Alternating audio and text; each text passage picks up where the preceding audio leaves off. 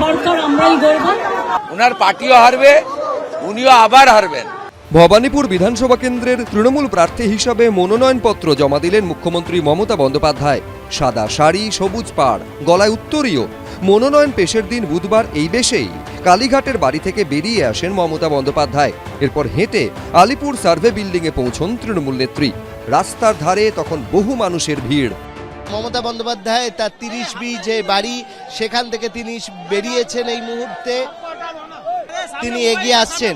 এখানে তৃণমূল কর্মীরা প্রচুর জড়ো হয়েছেন, স্থানীয় মানুষজন তারাই শুধুমাত্র এসছেন। বিভিন্ন ভাষাভাষী মানুষজন এখানে থাকেন, তো সেই ভাষাভাষী মানুষদের এই জায়গা হচ্ছে ভবানীপুর। প্রচুর মানুষজন রয়েছেন যারা বিভিন্ন সম্প্রদায়ের মানুষজন রয়েছেন। মমতা বন্দ্যোপাধ্যায়ের সঙ্গে ছিলেন তৃণমূলের প্রথম সারির নেতারা। নীল সাদা বেলুন, তৃণমূলের পতাকা, সঙ্গে জয় বাংলা স্লোগান। এভাবেই সার্ভে পার্ক অবধি এগোয় মিছিল। এরপর সেখানে মনোনয়ন জমা দেন মমতা বন্দ্যোপাধ্যায়। আমি আমার নমিনেশন যেমন ফাইল করলাম, আমি চাই আমার ভবানীপুর কেন্দ্রের সাথে সাথে 294টা কেন্দ্রেই আমাদের তৃণমূল কংগ্রেস এবং জোড়া ফুল তাদের প্রত্যেকটা প্রার্থীকে ভোট দেওয়ার জন্য।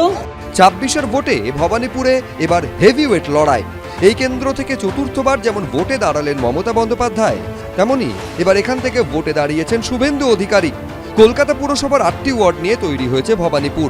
সেগুলি হলো 63, 70, 71, 72, 73, 74, 77 এবং 82 নম্বর ওয়ার্ড। 2021-এর বিধানসভা ভোটে ভবানীপুর কেন্দ্রে জয়ী হন তৃণমূল প্রার্থী শোভনদেব চট্টোপাধ্যায়। বিজেপির রুদ্রনীল ঘোষের সঙ্গে তার ভোটের ব্যবধান ছিল প্রায় 28,500। এরপর নন্দীগ্রামে শুভেন্দু অধিকারীর কাছে পরাজিত হওয়ার পর ফের ভবানীপুরে উপনির্বাচনে দাঁড়ান মমতা বন্দ্যোপাধ্যায়। সেই উপনির্বাচনে প্রায় 59,000 ভোটে জয়ী হন তৃণমূল নেত্রী। 2024-এর লোকসভা নির্বাচনের বিধানসভা ভিত্তিক ফল অনুযায়ী এই আসনে 8,297 ভোটে এগিয়ে রয়েছে তৃণমূল। কিন্তু এই বিধানসভার 8টি ওয়ার্ডের মধ্যে 5টিতেই এগিয়ে বিজেপি, 3টিতে এগিয়ে রয়েছে তৃণমূল। ওনার এত চিন্তা কেন? আমার সঙ্গে তো মাত্র 16টা লোক আছে। ওনার অত চিন্তার কি আছে? ওনার পার্টিও হারবে, উনিও আবার হারবেন, সেকেন্ড টাইম হারবেন। এই ছোট্টবেলা থেকে এখানেই আছি, এখানেই থাকি, এখান থেকেই আমার সবকিছু। এবং তাই ভবানীপুরের মানুষদের আমার ধন্যবাদ, আমার নমস্কার, আমার সালাম। আমি বাংলার মানুষকে অভিনন্দন জানাবো, কারণ সরকার আমরাই গড়ব।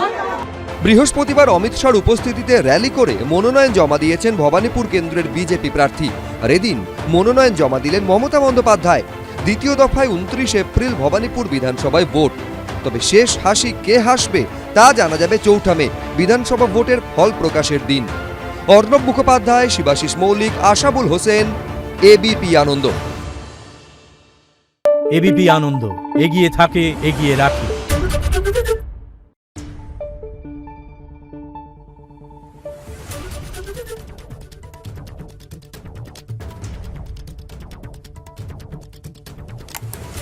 Thank you.